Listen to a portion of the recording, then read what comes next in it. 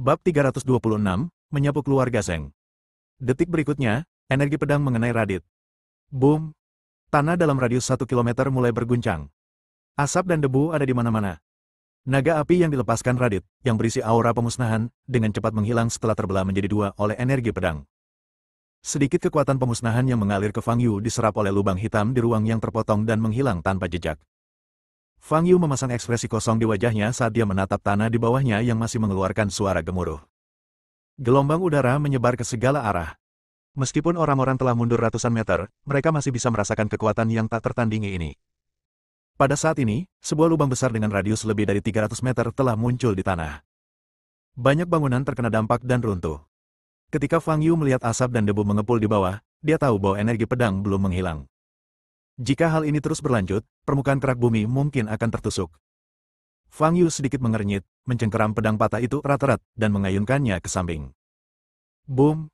Energi pedang, yang telah menembus lebih dari 100 meter di bawah tanah, tiba-tiba menghilang. Namun saat ini, Radit tidak dapat ditemukan lagi. Suara gemuruh di dalam lubang besar itu menghilang. Suasananya tenang di mana-mana. Setelah debu mereda, semua orang hanya bisa melihat lubang besar di hadapan mereka, dengan hanya ekspresi ngeri dan takut di wajah mereka. Kalau mereka tidak melihatnya dengan mata kepala sendiri, mereka tidak akan pernah percaya bahwa ini adalah hasil peperangan manusia. Dari sudut pandang visual, ini jelas merupakan penampakan bom nuklir yang meledak di tanah. Ini. Semua orang menatap lubang besar di hadapan mereka, lalu menatap Fang Yu yang berdiri di langit, mata dan mulut mereka menganga lebar, tidak dapat berkata apa-apa. Fang Yu yang berada di udara, menatap lubang hitam di depannya dan bergumam, aku bahkan tidak menambahkan kekuatan surga ke pedang ini. Bagaimana bisa pedang ini membelah ruang? Kemudian, Fang Yu bereaksi. Terakhir kali pedang ini digunakan adalah ribuan tahun yang lalu. Selama 1000 tahun terakhir, Fang Yu telah mencapai peningkatan tertentu dalam kultivasinya dan tubuh fisiknya. Sekarang masuk akal untuk memotong ruang itu dengan satu pedang. Sangat sulit untuk mengendalikan kekuatannya. Fang Yu menatap lubang besar di bawahnya, menggelengkan kepalanya dan berkata. Di kejauhan, Yohana menatap Fang Yu yang masih berdiri di langit, dan tali di hatinya, yang selalu tegang, tiba-tiba putus. Bagaimana ini bisa terjadi? Bagaimana ini bisa terjadi? Mata Yohana memerah, dan dia mengatupkan giginya begitu erat hingga gusinya berdarah. Sialan, sialan. Yohana berbalik dan memandang Paul. Hati Paul juga bergetar saat ini. Dia tidak tahu situasi Radit, tetapi dia bisa melihat dengan jelas situasi Fang Yu. Tidak ada masalah, tampak lega. Apa artinya ini? Sang jagoan bela diri yang dibanggakan oleh keluarga Zeng, Tetua Agung Radit, telah dikalahkan. Jantung Paul berdebar kencang, dan warna di wajahnya menghilang. Dia tidak pernah menyangka akan menemui momen seperti ini hari ini. Namun kenyataan telah terjadi. Dengan cara ini, nasib keluarga Zeng. Paul hampir tidak berani berpikir lebih jauh. Namun tak lama kemudian, harapan muncul di mata Paul dan dia menoleh untuk melihat ke kejauhan. Semua prajurit inti keluarga Zeng berdiri di sana. Ada juga 10 guru bela diri dan lebih dari 30 guru besar di sana. Ada juga tetua kedua dan tetua keempat. Itulah harapan terakhir. Jika prajurit keluarga Zeng bekerja sama, masih ada kesempatan untuk menyelamatkan situasi. Pada saat ini, kelompok prajurit keluarga Zeng ini terdiam membisu. Mereka tidak percaya bahwa Tetua Agung yang menggunakan seni penghancur langit masih gagal membunuh Fang Yu. Tetua kedua dan tetua keempat berdiri di sana dengan linglung, wajah mereka terus-menerus berubah. Tetua kedualah yang bereaksi pertama kali. Semuanya, dengarkan baik-baik, serang Fang Yu segera. Lakukan semuanya, tidak perlu menyembunyikan kartu apapun. Tetua kedua itu memasang ekspresi serius dan berteriak dengan suara yang dalam. Mendengar kata-kata tetua kedua, wajah para prajurit keluarga Zeng berubah. Jangan takut, tidak peduli seberapa kuat Fang Yu, dia tetaplah manusia. Pertarungan dengan Tetua Agung telah menghabiskan sebagian besar kekuatan fisiknya. Jika kita bekerja sama, kita pasti bisa mengalahkannya. Tetua kedua melanjutkan. Setelah selesai berbicara, dia menoleh ke arah tetua keempat dan memerintahkan, saudara keempat, pergilah dan lihat keadaan Tetua Agung. Aku akan memimpin yang lain untuk menyerang Fang Yu. Selama Tetua Agung masih hidup, beri dia pil kebangkitan. Apakah kamu tahu? Dimengerti, tetua keempat langsung mengangguk. Semuanya, dengarkan baik-baik dan keluarkan 2 senjata ajaib keluarga Zeng yang tersisa. Kata tetua kedua dengan keras. 2 orang pendekar bela diri di belakang segera mengeluarkan 2 senjata ajaib bercahaya dari tas penyimpanan mereka. Tali 8 kehancuran, menghancurkan lentera Yuan. Kedua senjata ajaib ini, seperti menara penekan setan yang pernah dipegang oleh tetua ketiga keluarga Zeng, adalah 3 senjata ajaib terkuat yang dimiliki keluarga Zeng. Itu tidak akan pernah digunakan kecuali dalam situasi hidup dan mati.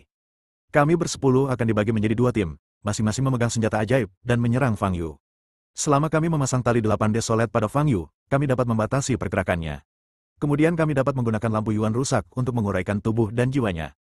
Pikiran tetua kedua berputar cepat, dan dia berkata, semua orang, ikut aku dan serang Fang Yu secara langsung untuk memberi mereka waktu untuk mengaktifkan senjata ajaib. Kita harus melakukan yang terbaik. Ini adalah momen hidup dan mati bagi keluarga Zheng kita. Tidak ada ruang untuk mundur. Dimengerti, semua prajurit keluarga Zheng tampak tegas dan memancarkan niat membunuh. Sebagai keluarga seni bela diri nomor 1 di Huaibei, keluarga Zheng memiliki fondasi yang luar biasa kuat. Sekalipun tetua agung tumbang, mereka masih bisa bertarung. Fang Yu harus mati. Segera bertindak, tetua kedua memberi perintah, dan para prajurit keluarga Zheng bergegas menuju Fang Yu satu demi satu. 10 orang pendekar bela diri yang memegang senjata ajaib terbagi menjadi 2 kelompok, masing-masing menyerbu kedua arah, dan mulai mengaktifkan senjata ajaib di tangan mereka. Tetua keempat terbang menuju pusat lubang besar, mencoba menemukan Radit. Ini, keluarga Zheng bertekad untuk menahan Fang Yu di sini. Semua pasukan inti telah dikirim. Meskipun Fang Yu kuat, dia sudah kehabisan tenaga. Tanpa bantuan, akan sulit baginya untuk melawan para prajurit keluarga Zheng. Inilah hal yang mengerikan tentang keluarga Zheng. 10 guru bela diri, lebih dari 30 guru besar. Perwakilan berbagai keluarga di kejauhan mulai berdiskusi lagi. Di antara kerumunan, Sauki dan Barta tampak sedikit bersemangat. Jika Fang Yu dapat menyapu bersih keluarga Zheng hari ini, itu akan menjadi berita bagus bagi kedua keluarga. Awalnya, keluarga Zheng adalah satu-satunya keluarga yang dominan di dunia seni bela diri Huaibei. Jika keluarga Zheng jatuh, maka kedua keluarga ini akan memiliki kesempatan untuk mencapai puncak. Fang Yu, kamu harus bertahan. Sauki menatap Fang Yu dan berpikir. Di sudut lain kerumunan, Steve sangat gugup dan pada saat yang sama menatap Fang Yu dengan penuh kekaguman. Inikah kekuatan guru Fang? Tak heran kalau kakek dan sepupunya begitu menghormatinya. Kekuatan yang mengerikan ini bahkan lebih besar dari monster-monster di ibu kota. Di langit, Fang Yu menatap para prajurit keluarga Zheng yang bergegas turun dari bawah dan tersenyum dingin. Mereka cukup bersatu. Lebih dari 30 master bergegas menuju Fang Yu dari 4 arah. Aura kultivasi mereka benar-benar meledak, dan mereka masing-masing melancarkan serangan terkuat mereka terhadap Fang Yu. Boom! Satu demi satu gelombang energi sejati menghantam Fang Yu. Tetapi setelah cahaya memudar, Fang Yu masih berdiri di sana tanpa terluka. Tinju petir surgawi. Pada saat ini, tetua kedua keluarga Zheng meraung dan bergegas menuju Fang Yu seperti kilat. Sekejap petir tertinggal di belakangnya, dan seluruh tubuhnya berubah menjadi seberkas cahaya, melesat langsung ke arah Fang Yu. Tetua kedua dari keluarga Zheng bergegas ke Fang Yu, dan tinjunya hendak menyentuh dada Fang Yu. Pada saat ini, senyum tiba-tiba muncul di wajah Fang Yu. Melihat senyuman ini, tetua kedua keluarga Zheng merasakan getaran di hatinya. Fang Yu mengulurkan tangan kirinya yang bersinar dengan cahaya kemasan dan menggenggam tinju gemuruh dari tetua kedua keluarga Zheng. Boom! Dengan suara teredam, kekuatan dahsyat meletus. Tetapi kekuatan ini sama sekali tidak berpengaruh pada Fang Yu. Fang Yu mencengkeram tinju tetua kedua keluarga Zheng dan memutarnya ke atas. Retakan! Dengan suara keras, tetua kedua keluarga Zheng merasakan nyeri tajam di lengan kanannya dan menjerit kesakitan.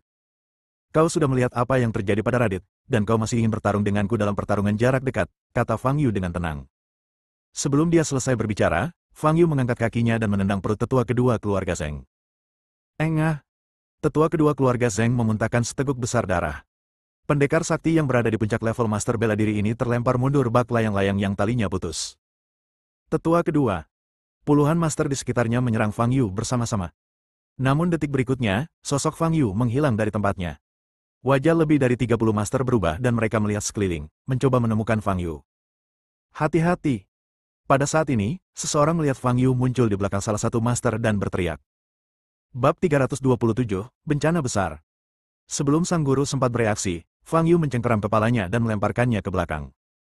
Setelah itu, sosok Fang Yu melintas di antara kelompok master ini, dan setiap kali dia muncul, pasti akan menimbulkan teriakan.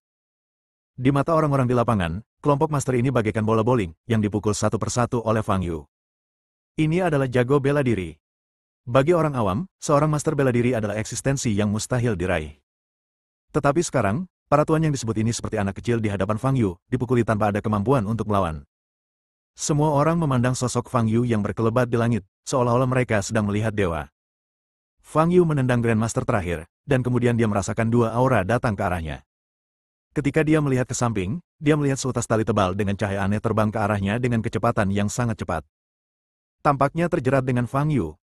Tetapi kecepatan reaksi Fang Yu jauh melampaui imajinasi. Dia memegang pedang patah di tangan kanannya dan menebas ke depan. Bus! Terdengar suara pedang. Energi pedang menebas dan menyentuh tali 8 kehancuran, bagaikan pisau dapur yang memotong tahu. Seketika tali 8 kehancuran terpotong menjadi 2 bagian. Namun, tali ke-8 kehancuran tidak berhenti di situ dan terus terbang menuju Fang Yu. Di kejauhan, 5 orang jago bela diri tengah bekerja sama mengaktifkan tali 8 desolet. Asal tali 8 kehancuran dapat menyentuh tubuh Fang Yu, itu sudah cukup. Tali 8 kehancuran akan langsung menembus tubuh Fang Yu, memutuskan meridiannya dan membuatnya sama sekali tidak bisa bergerak. Namun sedetik kemudian, kelima pendekar bela diri yang tengah mengaktifkan tali 8 desolet itu tercengang. Tali 8 kehancuran, terbelah menjadi 2 bagian, terbang di depan Fang Yu dan diraih oleh Fang Yu. Kemudian, semburan energi emas muncul di tangan Fang Yu. Tali 8 kehancuran, yang terbuat dari bahan khusus, benar-benar terbakar dan dengan cepat berubah menjadi abu. Lentera Yuan rusak. Pada saat ini, 5 master bela diri lainnya berhasil mengaktifkan Lentera Po Yuan. Sebuah lampu yang ditutupi penutup tembus pandang muncul di depan Fang Yu, lalu tiba-tiba memancarkan cahaya yang menyilaukan. Fang Yu tidak menghindar dan langsung diselimuti oleh cahaya. Kesuksesan. Wajah semua guru besar bela diri berseri-seri karena kegembiraan. Selama seseorang diselimuti cahaya lampu Po Yuan, tubuh dan jiwanya akan terpisah. Jadi, selama tubuhnya hancur, jiwanya tidak akan pernah bisa kembali. Ini adalah cara alternatif untuk membunuh. Tepat ketika para prajurit menunjukkan kegembiraan di wajah mereka. Patah. Dengan suara keras, cahaya terang yang dipancarkan lampu Po Yuan menghilang dalam sekejap. Saya melihat tangan kanannya terentang, memegang sisa-sisa senjata ajaib, Lentera Yuan rusak. Lentera Yuan yang rusak diledakkan oleh Fang Yu dengan satu tangan. Melihat pemandangan ini, 10 pendekar bela diri dari keluarga Zheng merasakan layar hitam di depan mata mereka dan hampir pingsan. Melihat Fang Yu yang tampak tenang dan kalem, mereka hanya merasa putus asa. Tali 8 kehancuran dan lampu Yuan yang rusak merupakan kartu truf terhebat milik keluarga Zheng. Namun, kedua senjata ajaib ini sama sekali tidak berpengaruh pada Fang Yu. Sebaliknya, mereka dengan mudah dihancurkan oleh Fang Yu. Fang Yu ini, sama sekali bukan manusia. Dia tidak mungkin menang. Saat Lentera Po Yuan ditangkap dan meledak, keyakinan semua prajurit keluarga Zheng juga hancur. Dari mana semua sampah aneh ini berasal? Fang Yu melemparkan Lentera Yuan rusak yang rusak dengan santai dan menatap ke 10 master bela diri di kedua sisi. Saat pandangan mata Fang Yu bertemu, raut wajah ke-10 pendekar bela diri itu berubah. Apakah kamu punya trik lain? Gunakan saja dengan cepat, kata Fang Yu sambil tersenyum. Suasananya tenang di mana-mana. Para guru besar bela diri itu menatap Fang Yu seakan-akan mereka sedang melihat iblis sungguhan, hanya ada ketakutan dan keputusasaan di mata mereka. Jika kamu tidak melakukannya, maka aku akan melakukannya. Fang Yu berkata demikian dan menghantam ke arah Wu Zun di sebelah kanan. Boom! Kelima jago bela diri itu bahkan tidak sempat menghindar sebelum mereka dipukul dengan keras dan berteriak kesakitan. 5 jagoan bela diri lainnya tidak dapat menahan rasa takut lagi dan melarikan diri satu persatu. Fang Yu menampakkan ekspresi kosong di wajahnya saat ia menebas kelima pendekar bela diri yang melarikan diri dengan pedangnya. Buzz! Teriakan-teriakan keras pun terdengar dan kelima pendekar bela diri yang hendak melarikan diri itu pun kehilangan kemampuan bergerak dan terjatuh. Mata Fang Yu tampak acuh tak acuh. Alasan mengapa dia berinisiatif datang ke keluarga Zheng hari ini adalah untuk menyingkirkan masalah dalam keluarga Zheng. Tubuh Fang Yu perlahan jatuh ke tanah. Setelah mendarat di tanah, Fang Yu melihat sekeliling untuk melihat apakah ada prajurit keluarga Zheng yang belum ditangani. Para perwakilan berbagai keluarga yang berdiri jauh bergidik ketika tatapan mata Fang Yu menyapu mereka. Pada saat ini, Fang Yu tiba-tiba menyadari Yoanna dan Paul berdiri di kejauhan. Hampir lupa tentang dua orang ini. Mata Fang Yu dingin dan dia hendak melangkah maju. Kami mengaku kalah. Kami, keluarga Zheng, mengaku kalah. Tolong, Tuan Fang, tolong beri kami jalan keluar. Pada saat ini, sebuah suara datang dari bawah tanah. Kemudian, sebuah sosok melintas dan muncul di depan Fang Yu. Tetua keempat keluarga Zheng lah yang pergi mencari Radit. Tetua keempat keluarga Zheng memandang Fang Yu di depannya, wajahnya pucat dan seluruh tubuhnya gemetar. Engah! Dia berlutut di hadapan Fang Yu dan bersujud dengan penuh semangat. Tuan Fang, tolong beri kami jalan keluar. Kami tahu kami salah. Tetua keempat keluarga Zheng hampir menangis. Dia baru saja mencari hampir 100 meter di bawah tanah dan akhirnya menemukan Radit. Setelah melihat kondisi Radit yang menyedihkan, pikirannya hancur total. Tubuh Radit terbelah menjadi 2 bagian. Dimulai dari kepala, ia terbelah menjadi 2. Dalam situasi ini, jangankan ramuan ajaib, bahkan seorang abadi pun tidak dapat menyelamatkannya. Ekspresi pada wajah kedua bagian tubuh Radit adalah sesuatu yang tidak akan pernah dilupakan oleh tetua keempat. Ketakutan dan keputusasaan yang teramat sangat. Pada saat itu, tetua keempat keluarga Zheng tidak lagi memiliki keyakinan untuk menghadapi Fang Yu. Orang ini adalah seseorang yang tidak bisa mereka lawan sama sekali. Bahkan Radit, yang berada di tingkat martial Saint dan menggunakan seni penghancur langit, terpotong dua oleh pedang Fang Yu, apalagi yang lain. Dor, dor, dor. Tetua keempat keluarga Zheng bersujud kepada Fang Yu dengan panik. Ketika perwakilan keluarga bangsawan di kejauhan melihat pemandangan ini, mereka tidak bisa lagi menunjukkan ekspresi apapun di wajah mereka. Keluarga Zheng, yang sangat berkuasa, punya latar belakang yang dalam, dan sangat arogan, tidak punya martabat lagi di hadapan Fang Yu. Kekalahan total. Kekalahan total. Ini adalah hasil yang tidak diharapkan oleh siapapun. Steve yang berada di tengah kerumunan menatap Fang Yu dengan mulut terbuka membentuk lingkaran. Dia selalu berpikir Fang Yu punya kesempatan menang, tapi dia tidak menyangka akan menang dengan cara yang begitu menghancurkan. Setelah menyapu seluruh keluarga Zheng, Fang Yu bahkan tidak memiliki luka di tubuhnya. Ini terlalu dibesar-besarkan. Fang Yu menatap tetua keempat keluarga Zheng yang bersujud di depannya tanpa reaksi apapun. Dia berbalik dan menatap Yohana di kejauhan. Pada saat ini, Yohana sedang menatap Fang Yu, matanya dipenuhi dengan kebencian, keengganan, dan ketakutan yang tak terkendali. Seluruh tubuhnya gemetar. Tersesat lagi. Setiap kali dia mengira dirinya pasti menang dan Fang Yu ditakdirkan mati, keadaan selalu berbalik. Selalu seperti ini, setiap saat. Kenapa? Kenapa Fang Yu selalu selamat? Kenapa dia lebih kuat dari orang lain? Sebelumnya, keluarga yang bukanlah tandingan Fang Yu, jadi Yohana bergabung dengan keluarga seni bela diri terkuat di Huaibei, keluarga Zheng. Demi membalas dendam, dia yang selama ini sombong, bahkan rela menjual tubuhnya demi cinta dan kepercayaan Paul. Dengan cara ini, dia bisa mendapatkan cukup kekuatan untuk membalas dendam pada Fang Yu. Namun hasilnya kini memberitahunya kebenaran yang kejam. Keluarga Zheng juga bukan tandingan Fang Yu. Rencana balas dendamnya yang telah lama direncanakan gagal total. Paul yang berdiri di sebelah Yohana merasakan kakinya lemas dan wajahnya pucat. Pada saat ini, dia hanya ingin melarikan diri.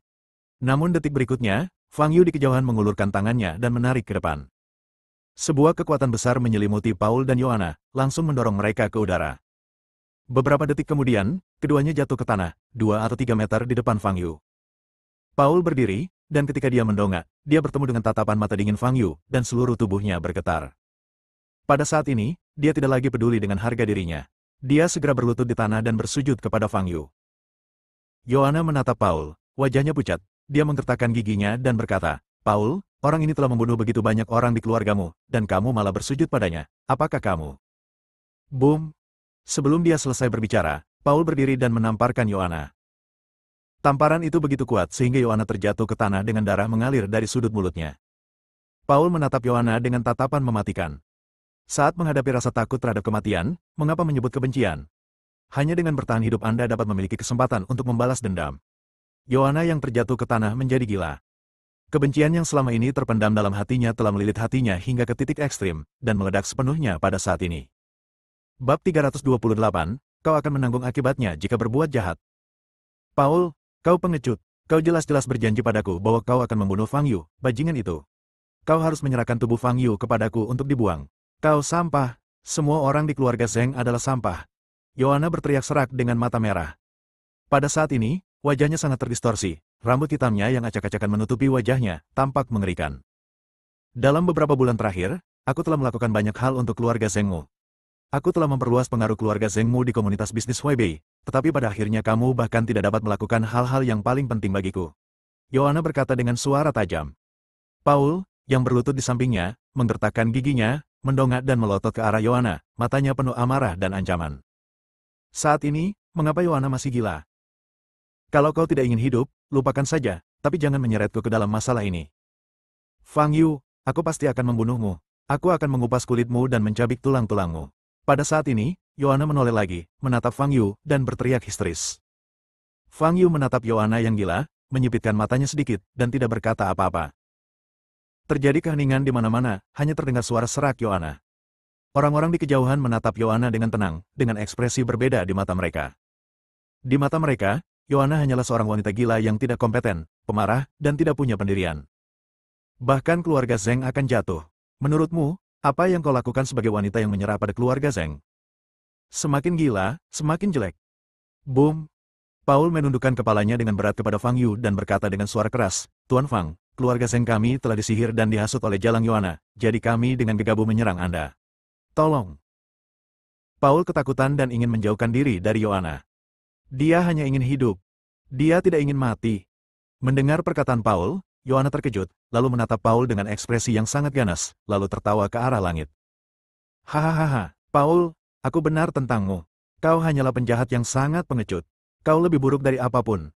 Paul mengabaikan kata-kata Yohana dan terus bersujud pada Fang Yu. Adegan ini membuat para perwakilan keluarga bangsawan di kejauhan merasa sedikit emosional. Inilah dunia seni bela diri di mana yang kuat dihormati. Sebelum hari ini, keluarga Zheng masih merupakan keluarga seni bela diri nomor satu di Huaibei. Tidak ada seorang pun di seluruh dunia seni bela diri Huaibei yang berani menyinggung keluarga Zheng.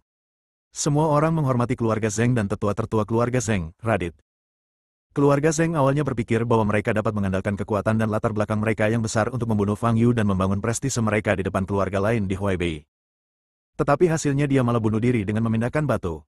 Sekarang, semuanya milik keluarga Zheng telah hancur. Fang Yu menatap Yohana yang gila dengan tatapan acuh tak acuh di matanya dan berkata, kamu akan menderita karena dosa-dosamu sendiri. Mendengar ini, ekspresi Yohana membeku. Dia menoleh ke arah Fang Yu, matanya terbuka lebar, bola matanya melotot, dan bertanya dengan nada melengking, kenapa? Kenapa kamu tidak bisa mati selamanya? Kenapa kamu punya kekuatan yang jauh melampaui orang lain? Fang Yu tersenyum tipis dan tidak mengatakan apapun. Yohana ingin mengatakan sesuatu lainnya. Pada saat ini, tetua keempat keluarga Zheng, yang berlutut di depan Fang Yu, tiba-tiba berdiri.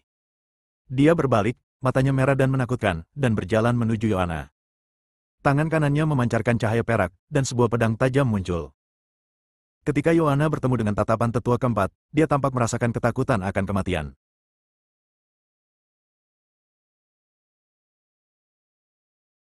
Kegilaan di wajahnya menghilang, dan digantikan oleh rasa takut. Dia mundur cepat dan bertanya dengan tajam, apa yang ingin kamu lakukan? Yohana menatap Paul yang berlutut di sampingnya dan memohon bantuan. Paul, kamu. Retakan. Sebelum Yohana dapat menyelesaikan kata-katanya, pedang milik tetua keempat keluarga Zheng melengkung di udara. Garis darah muncul di leher Yohana dan kepalanya melayang keluar. Darah muncrat dari leher yang patah. Tubuh tanpa kepala itu masih berdiri di sana. Setelah beberapa saat, tubuhnya bergerak beberapa kali dan jatuh. Kepala Yohana jatuh ke tanah beberapa meter jauhnya dan berguling beberapa kali sebelum berhenti. Matanya dipenuhi ketakutan dan keengganan, dan ekspresinya sangat terdistorsi. Dia tidak pernah bisa membayangkan bahwa orang yang membunuhnya bukanlah Fang Yu, tetapi seseorang dari keluarga Zheng yang selama ini dia andalkan. Tetua keempat keluarga Zheng mengepalkan pedangnya dan menebas tubuh Yohana yang terpenggal berulang kali. Retak, retak, retak. Suara tebasan demi tebasan terdengar mengerikan. Kejam sekali. Tetua keempat keluarga Zheng memiliki mata merah, dipenuhi dengan niat membunuh dan kebencian. Dia mengalihkan semua kebenciannya atas bencana yang dialami keluarga Zheng kepada Yohana. Jika bukan karena keberadaan wanita bernama Yohana ini, keluarga Zheng tidak akan pernah menyinggung Dewa Agung Fang Yu. Fang Yu memperhatikan tindakan tetua keempat keluarga Zheng dengan tenang, tanpa sedikit pun emosi di matanya. Tujuannya datang ke keluarga Zheng hari ini adalah untuk sepenuhnya menghilangkan masalah dalam keluarga Zheng. Yohana dan prajurit inti keluarga Zheng tidak akan membiarkan satupun dari mereka pergi. Oleh karena itu, bahkan jika tetua keempat keluarga Zheng mengambil inisiatif untuk membunuh Yohana, itu tidak akan ada gunanya. Fang Yu memegang pedang patah di tangannya. Buzz! Terdengar suara pedang. Paul yang tengah berlutut di tanah tiba-tiba mengangkat kepalanya dan menatap Fang Yu. Merasakan niat membunuh Fang Yu, Paul menjadi pucat. Tuan Fang, kami telah membunuh Yohana, tidak bisakah Anda membiarkan kami hidup? Tetua keempat keluarga Zheng berbalik, memegang pedang berdarah, menatap Fang Yu dan meraung. Pada saat ini, mukanya berlumuran darah. Tubuh Yohana di kakinya telah dipotong-potong menjadi beberapa bagian, pemandangan yang mengerikan.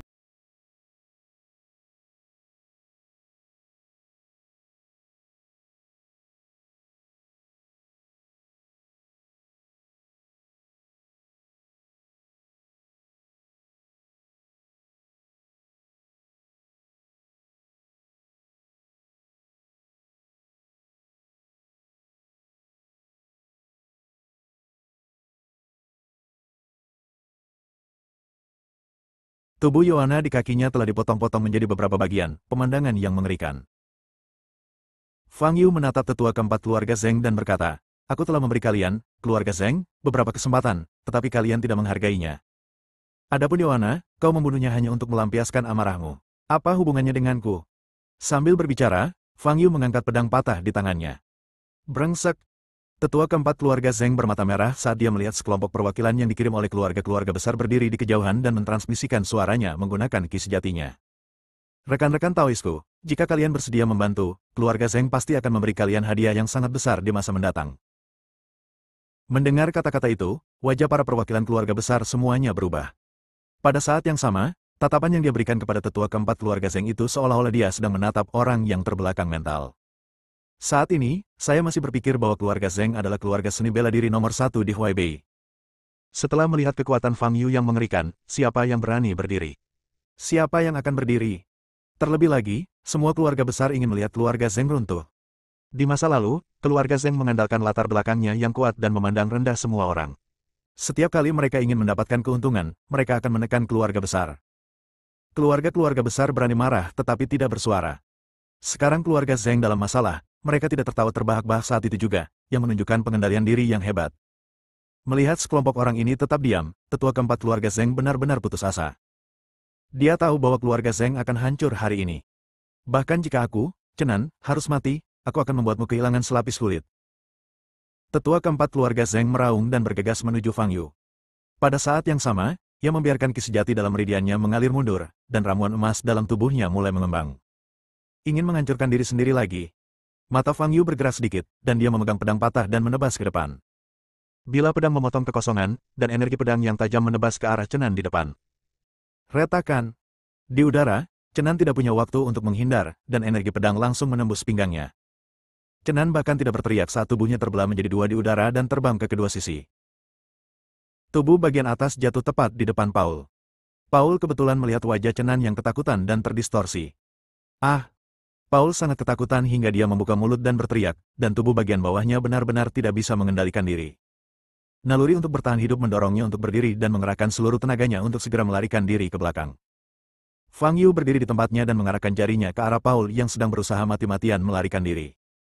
Cahaya kemasan memancar dari ujung jari, melesat di udara dan langsung menusuk dada kiri Paul. Paul menundukkan kepalanya dan melihat lubang berdarah di dada kirinya. Dia membuka mulutnya tetapi tidak ada suara yang keluar dan dia jatuh ke tanah. Sebelum meninggal, hanya ada penyesalan di hatinya. Mengapa saya harus memprovokasi monster seperti Fang Yu? Mengapa? Keluarga Zheng telah benar-benar hancur. Para perwakilan keluarga bangsawan di kejauhan merasa kedinginan saat melihat Paul terjatuh dan lubang besar di depan mereka. Keluarga Zheng, dengan fondasi yang begitu kuat, dihancurkan oleh Fang Yu seorang diri. Orang ini, benar-benar dewa yang ganas di dunia ini. Terlalu kuat. Benar-benar terlalu kuat. Orang ini tidak boleh terprovokasi. Jika kejadian hari ini menyebar, seluruh dunia seni bela diri Tiongkok akan gempar. Bab 329, Orang No. 1 di Huaibei. Tepat ketika semua orang terkejut, Fang Yu berjalan menuju kerumunan. Saya tidak tahu siapa yang memimpin, tetapi semua perwakilan keluarga seni bela diri membungkuk kepada Fang Yu. Selamat datang, Tuan Fang. Semua orang berteriak serempak. Fang Yu tertegun dan mengabaikan mereka. Sebaliknya, dia berjalan langsung ke Steve yang sedang linglung. Ayo pergi. Steve terbangun seolah dari mimpi, dan segera menjawab, oke, oke. Kemudian, mereka berdua berjalan keluar dari kerumunan dan keluar dari keluarga Zheng. Setelah mengambil dua langkah, sebuah suara tiba-tiba datang dari belakang. Tuan Fang, silakan tinggal. Fang Yu berhenti, berbalik, dan melihat Sauki keluar. Ada apa? Tanya Fang Yu sambil sedikit mengernyit. Sauki melangkah maju dua langkah, mengepalkan tinjunya dengan hormat dan berkata, Tuan Fang, menyapu bersih keluarga Zheng dengan kekuatanmu sendiri pasti akan menggemparkan seluruh Tiongkok. Atas nama keluarga Han, aku bersedia melayani sebagai tuanmu dan mematuhi perintahmu mulai sekarang. Setelah dia mengatakan ini, para perwakilan keluarga bangsawan di belakang juga menjadi gelisah. Mereka semua melihat kekuatan Fang Yu yang mengerikan. Setelah mengalahkan keluarga Zheng, Fang Yu menjadi nomor satu di dunia seni bela diri Huaibei. Sekaranglah saat yang tepat untuk menunjukkan sikap Anda.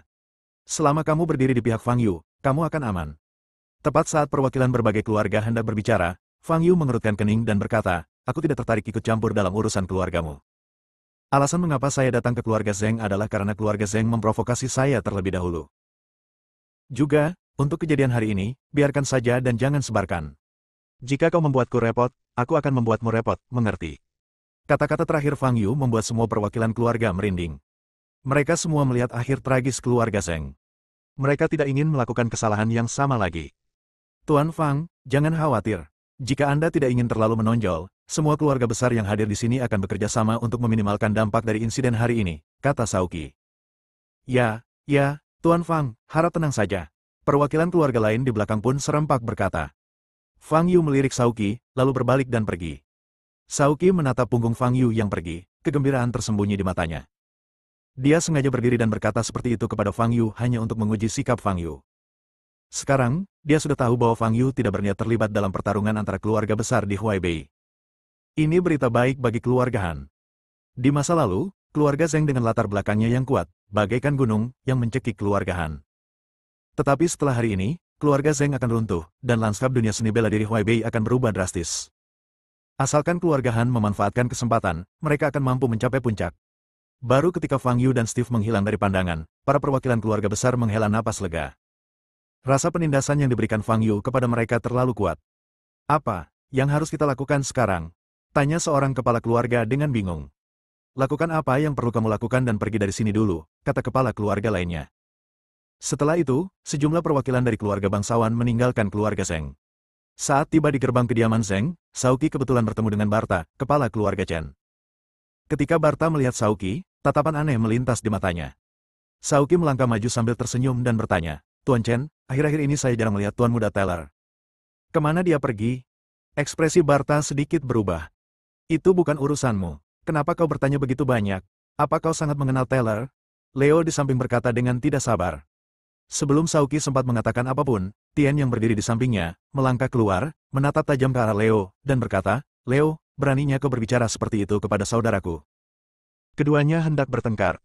Pada saat ini, Shaoqi menepuk bahu Tian dan berkata, itu hanya sapaan, tidak perlu bertengkar. Kemudian, Shaoqi menatap Barta dan berkata sambil tersenyum, Tuan Chen, saya perlu menemui Taylor untuk sesuatu yang penting. Bisakah Anda menyampaikannya kepada saya? Barta menyipitkan matanya dan menatap Shaoqi. Dia terdiam sejenak dan menjawab dengan suara yang dalam, tidak masalah. Taylor saat ini sedang menangani beberapa urusan di tempat lain dan itu akan memakan waktu. Ketika dia kembali, aku akan memintanya untuk menemukannya. Baiklah, terima kasih banyak, Tuan Chen. Kami pergi dulu. Shaoqi berkata sambil tersenyum, menarik Tian dan berbalik. Barta menatap punggung Shaoqi yang menjauh dengan ekspresi serius. Setelah keluarga Zheng runtuh, keluarga Han menjadi satu-satunya saingan keluarga Chen. Namun, keyakinan di wajah Shaoqi membuatnya merasa sedikit bingung. Sialan, banci ini benar-benar menjijikan. Dia selalu tersenyum palsu setiap hari. Leo mengumpat di sampingnya. Barta melirik Leo, mengerutkan kening dan berkata, kembalilah, kita harus mengadakan pertemuan keluarga malam ini. Shaoqi duduk kembali di mobil dan berpikir keras. Namun Tian di sebelahnya terengah-engah. Tian merasa sedikit takut saat mengingat keterampilan Fang Yu saat bertarung dengan Radit. Kalau saja dia lebih sombong di Frost Palace, akibatnya pasti mengerikan. Kakak, apakah kamu kenal Tuan Fang sebelumnya? Tian menoleh ke arah Shaoqi dan bertanya. Pikiran Shaoqi terputus, wajahnya tampak tidak senang, dan dia menjawab, saya hanya bertemu dengannya 2 kali. Jika kita bisa mendapatkan bantuan dari Tuan Fang, kita pasti bisa bertahan di tempat pertama. Haruskah kita pergi ke Tuan Fang lagi? Kata Tian dengan gembira. Tidak. Lebih baik bagi kita jika Fang Yu tidak ikut campur. Shaoqi berkata dengan tegas. Kenapa? Tian bertanya dengan bingung. Kita bisa pergi ke Fang Yu untuk bekerja sama, maka keluarga Chen dan keluarga besar lainnya dapat melakukan hal yang sama. Kompetisi terakhir adalah siapa yang dapat memberikan lebih banyak manfaat. Siapapun yang dapat memperoleh bantuan Fang Yu akan mendominasi dunia seni bela diri Huaibei.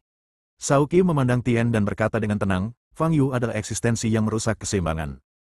Jika Fang Yu tidak ikut campur, kita hanya punya satu saingan di seluruh dunia seni bela diri Huaibei, yaitu keluarga Chen. Selama kita mengalahkan keluarga Chen, keluarga Han kita akan bisa mencapai puncak. Tian mengangguk, tidak begitu mengerti, lalu teringat sesuatu, dan berkata, kalau begitu kita tidak pergi mencari Fang Yu, apa yang harus kita lakukan jika kita pergi ke keluarga Chen? Shaoqi tersenyum tipis dan berkata, jangan khawatir. Dari apa yang aku ketahui tentang Fang Yu, dia bukanlah orang yang mencari keuntungan. Dia tidak akan dekat dengan keluarga manapun. Di kota, sekitar 20 km dari rumah keluarga Zheng, di lantai atas Hotel Bintang 5, di kamar presiden. Di tengah ruang tamu, ada cermin persegi yang mengambang. Cermin itu dikelilingi oleh lapisan energi samar seperti gelombang air. Di depan cermin ada sebuah sofa, yang di atasnya duduk seorang gadis berusia sekitar 13 atau 14 tahun dan seorang pria agak botak. Kedua orang ini adalah Sinta dan Dimas dari organisasi Ordo. Sinta memegang bantal di lengannya dan memakan lollipop di mulutnya, tetapi matanya penuh dengan keterkejutan. Ekspresi Dimas di samping bahkan lebih dilebih-lebihkan, dia tidak bisa menutup mulutnya sama sekali. Pada saat itu, keduanya sedang melihat ke cermin. Apa yang ada di cermin adalah persis situasi keluarga Zheng saat ini. Perspektif cermin berada tinggi di langit, melihat ke bawah. Depresi besar di tanah yang disebabkan oleh pertarungan antara Fang Yu dan Raditz sangat mengejutkan dari sudut pandang ini. Sebuah lubang dengan diameter ratusan meter. Seberapa kuat seseorang harus membuat lubang sebesar itu? Sungguh tak terbayangkan. Bagaimana mereka melakukan ini? Dimas menelan ludahnya, wajahnya penuh ketidakpercayaan, dan bergumam. Sinta tidak mengatakan apa-apa, tetapi menoleh, menatap Dimas, dan berkata dengan suara lembut, ini semua salahmu. Jika kamu membangunkanku lebih awal, aku akan bisa melihat mereka berkelahi. Mendengar ini, Dimas berbalik dan berkata dengan marah, beraninya kau mengatakan itu padaku. Aku sudah bilang jangan tidur siang. Kau tidak mendengarkan. Jika kau tidak tidur siang, kita bisa membuka cermin roh 2 jam yang lalu. Gadis-gadis harus tidur siang.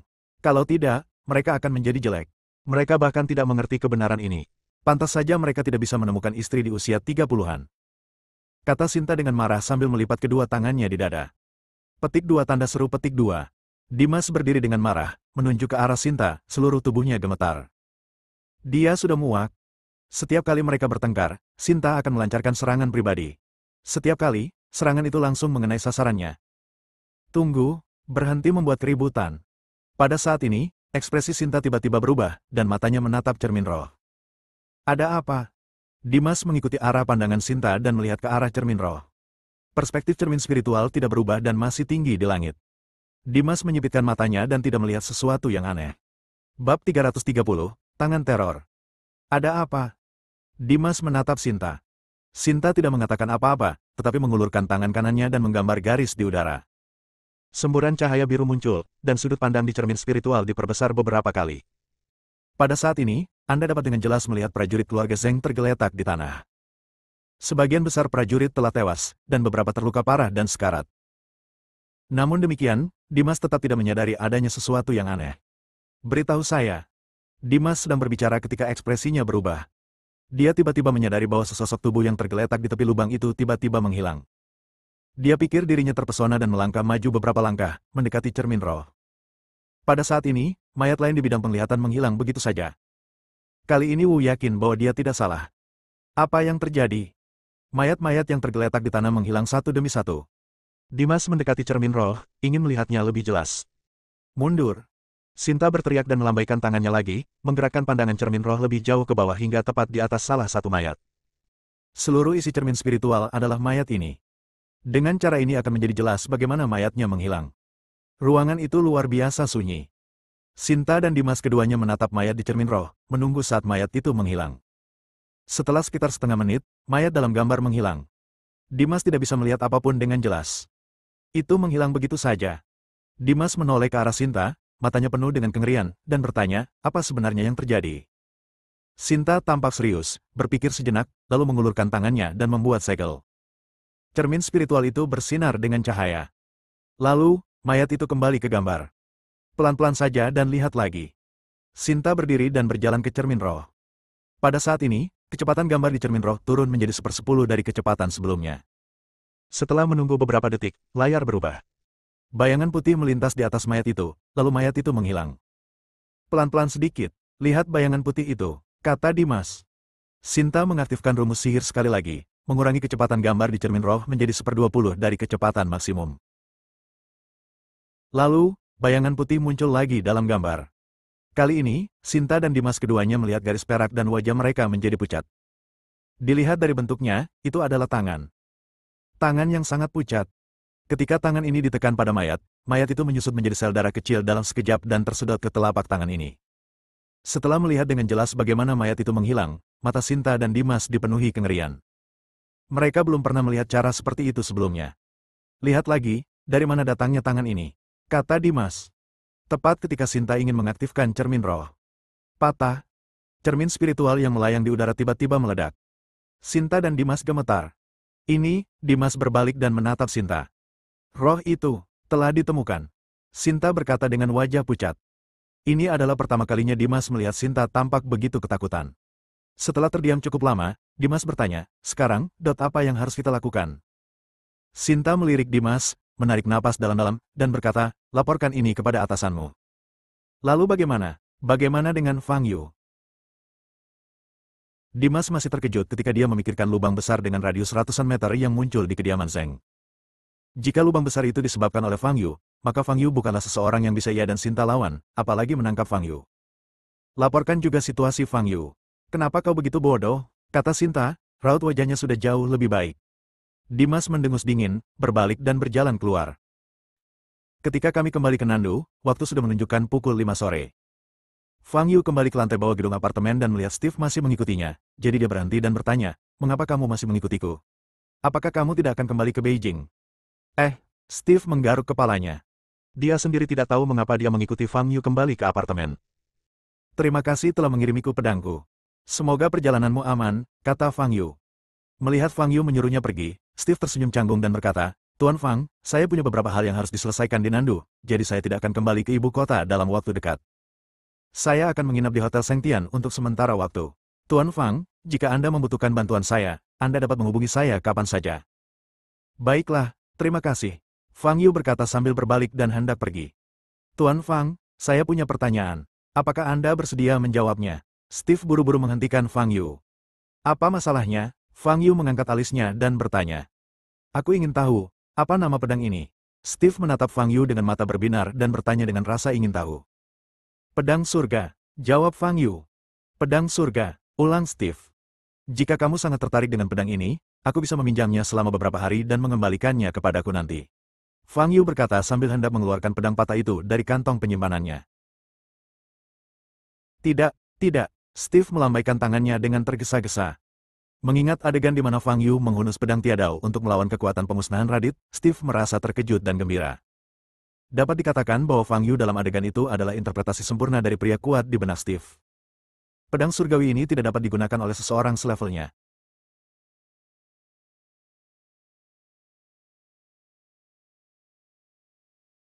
Tuan Fang, saya pergi dulu.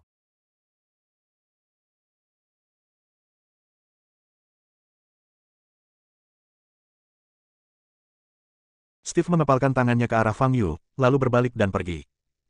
Fang Yu menatap kepergian Steve dan berkata dalam hati, Berlin adalah anak yang baik. Dia telah mendidik anak-anaknya dengan baik. Setelah kembali ke rumah, Fang Yu duduk di sofa dan minum segelas air matang. Setelah berurusan dengan keluarga Zheng, dia akan mengalihkan fokusnya kembali ke istana Xian. Buffalo. Sulit untuk mencari seseorang di seluruh dunia, bahkan jika Anda tahu penampilan dan nama mereka. Terlebih lagi, orang-orang dari istana Xian bersembunyi di tubuh orang lain dalam bentuk jiwa, yang membuat mereka semakin sulit ditemukan. Baik nama maupun penampilan mereka benar-benar berbeda dari saat mereka masih hidup. Oleh karena itu, hanya ada satu titik masuk untuk menemukan Buffalo. Itu adalah api ungu. Kita masih perlu mencari seseorang untuk membantu. Setelah memikirkan hal ini, Fang Yu bersandar di sofa dan mengeluarkan pedang Tiandao dari tas penyimpanannya. Pemilik asli pedang ini adalah gurunya, Dao Tian. Sebelum Dao Tian naik ke surga, dia mewariskan pedang Tiandao kepada Fang Yu. Keberadaan pedang ini lebih lama dari rentang hidupmu dan aku. Di masa depan, kita bisa bersaing untuk melihat siapa yang akan hidup lebih lama. Aku, Sang Master, berharap untuk menang. Dao Tian berkata kepada Fang Yu. Sejak saat itu, pedang surgawi menjadi senjata eksklusif Fang Yu.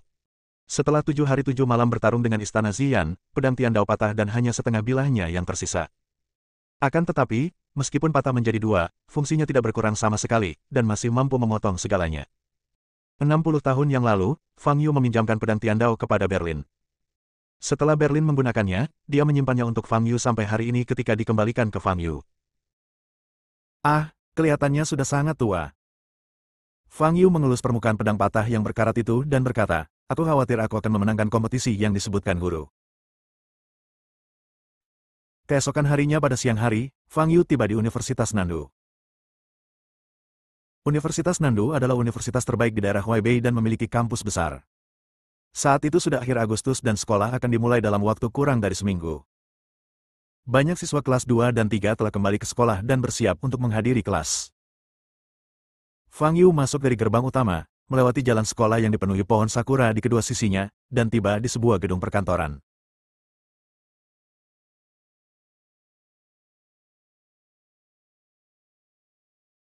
Di departemen personalia di lantai 3, Fang Yu bertemu Buran.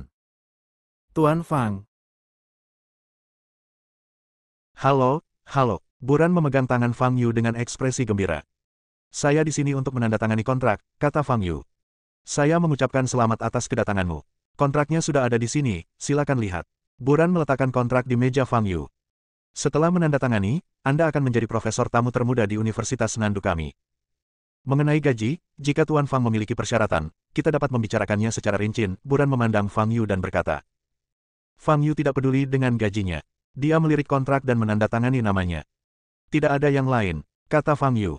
Itu saja, saya akan memberitahu Anda, Tuan Fang, setelah saya mengatur kursusnya. Kata Buran dengan gembira. Fang Yu mengangguk, berbalik dan meninggalkan kantor personalia. Berjalan kembali ke jalan sekolah, Fang Yu melihat sekelilingnya dengan bosan. Pada saat itu, angin sepoi-sepoi berhembus di hadapanku, diiringi teriakan. Fang Yu bereaksi cepat dan menghindar ke samping. Engah. Seorang gadis jatuh ke tanah di samping Fang Yu. Bersambung.